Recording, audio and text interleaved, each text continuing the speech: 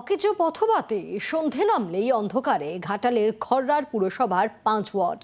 বিকল পথবাতি নিয়ে তৃণমূল পরিচালিত পুরসভার বিরুদ্ধে দুর্নীতির অভিযোগে সরব বিরোধীরা।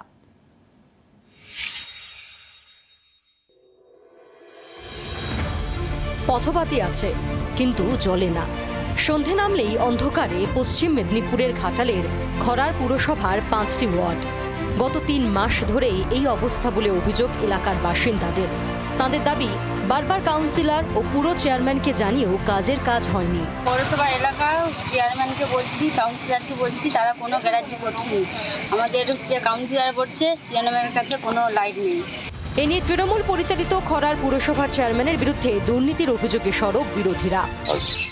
খরা খুললেই দেখতে পাবেন যে সব ওই চোখ মারা লাইট, অধিকাংশ জায়গায় লাইট কাটাচ্ছে, চিক চিক চিক চিক চিক চিক চিক করে চলছে। আর যেখানে লাইট আছে একসঙ্গে 4-5টা। দুর্ঘটনা বলতে লাইট না থাকলে অন্ধকার থাকলে কোনো সাপখোপ বেরিয়ে যদি কাউকে কিছু কামড়ি দেয় তো একটা মায়ের কোল খালি হয়ে যাবে। আমরা এটা চাইছি না।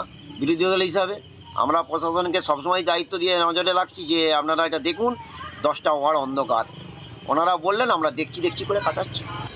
মানুষের সমস্যার কথা মেনে নিয়ে চেয়ারম্যানের কাঁধে দায় চাপিয়েছেন 5 নম্বর ওয়ার্ডের কাউন্সিলর। বারবার চেয়ারম্যানকে বলেছি, আমার পৌরসভার প্লাস আমাদের যে পৌরসভার ওয়ার্ড চেয়ার রয়েছে ওনাকেও বারবার বলা হয়েছে। উনি একই কথা বলছেন যে আমাদের এখন লাইট নেই, এখন লাইট দিতে পারবো না, আসলে পরে লাইট লাগিয়ে দেবো। কবে আসবে সেটাও বলছে না। মানুষের কাছে আমিও তো খুবই ছোট হয়ে যাচ্ছি, মানুষের বাড়িতে যেতে পারছি না। খুব দ্রুত পথবাতি সারানোর আশ্বাস দিয়েছে পুরসভা। চিঠিপত্র পাঠিয়েছি, তারা বলেছে আমরা কিছুদিনের মধ্যেই দিয়ে দিচ্ছি আলো, বাল্ব আর সোলার লাইট এখন আমরা দিচ্ছি। বিভিন্ন জায়গায় লাগানো হয়েছে আর কিছু সোলার লাইটেরও ব্যবস্থা আমরা করছি। কবে আলো জ্বলবে অপেক্ষায় খরা। চম্পক দত্ত রিপোর্ট, জি 24 ঘন্টা।